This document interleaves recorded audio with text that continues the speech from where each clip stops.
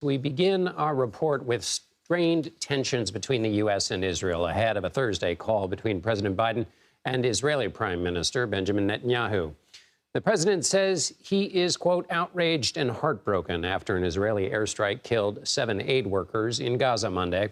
Netanyahu said tragedies like this, quote, happen in war. An Israeli military spokesperson says the aid convoy was wrongly identified as hostile targets. The leader of the World Central Kitchen, the aid group that was hit, disagrees. He says they were systematically targeted. CBS News senior foreign correspondent Holly Williams reports. So this was not just a bad luck situation where, oops, we dropped the bomb in the wrong place.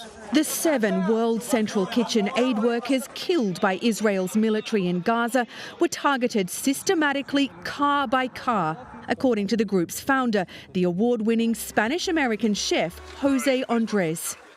Speaking on Israeli television, he broke down. I've been in Gaza myself. I met, and some of the people that died were my friends, and I served with them. The bodies of the 6 foreign team members were transported out of Gaza today.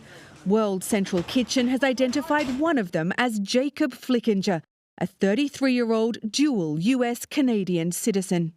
Israel's military has vowed to investigate what it called a, quote, grave mistake. It was a mistake that followed a misidentification at night during a war in a very complex conditions. That suggests the aid workers were mistaken for militants. But World Central Kitchen says it was coordinating its movements with the Israeli military. Andrés says his team tried to call the military even as they came under fire, with team members moving from the first car after it was hit to the second, which was also hit, and then the third, leaving all 7 dead.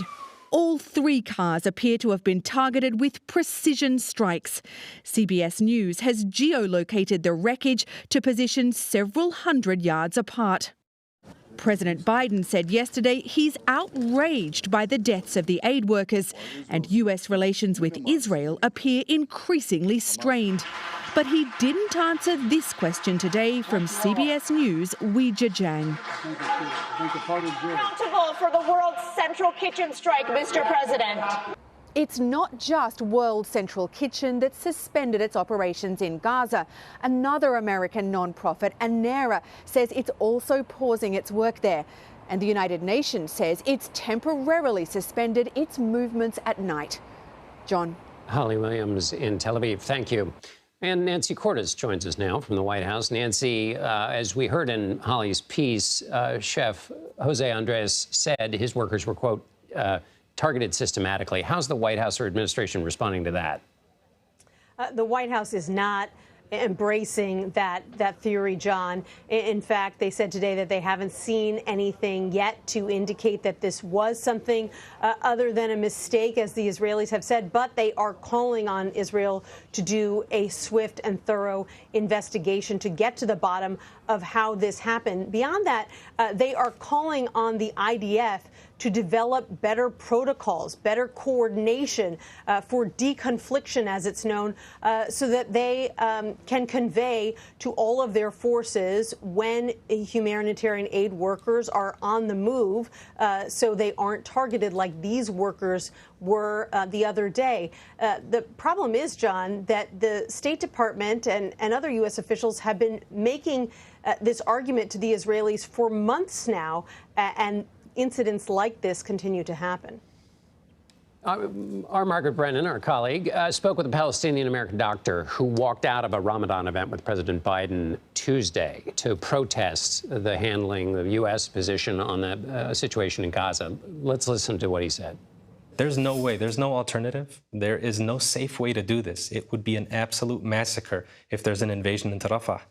And then I asked to be excused out of respect for my community, who's mourning, who's grieving. And I handed him a letter from an 8-year-old. Her name is Hadid.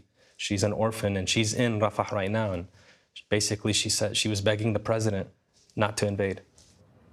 So obviously, the president is not the one invading Rafah, but he has denounced the invasion, but still even with all of this that's going on, is there any chance that there would be a shift in the White House stance towards Israel at all? So far, they have rejected every suggestion, John, that that they're ready to place any kind of restrictions on U.S. aid or even to, to stop U.S. military aid to Israel. In fact, there is more weaponry heading to Israel soon. The reason for that, White House officials say, is pretty simple. They say that Israel is the greatest U.S. ally in the region, that the U.S. continues to be very invested in Israel's security, and that Israel has the right to defend itself. Now, there is a major wild card here, and that is Congress. Democrats in particular have been growing angrier over Israel's conduct in this war, particularly after this most recent tragedy. So could it make it more difficult to get aid to Israel through Congress, through the House and the Senate? It absolutely could. Nancy Cordes for us at the White House. Thank you, Nancy. You're welcome.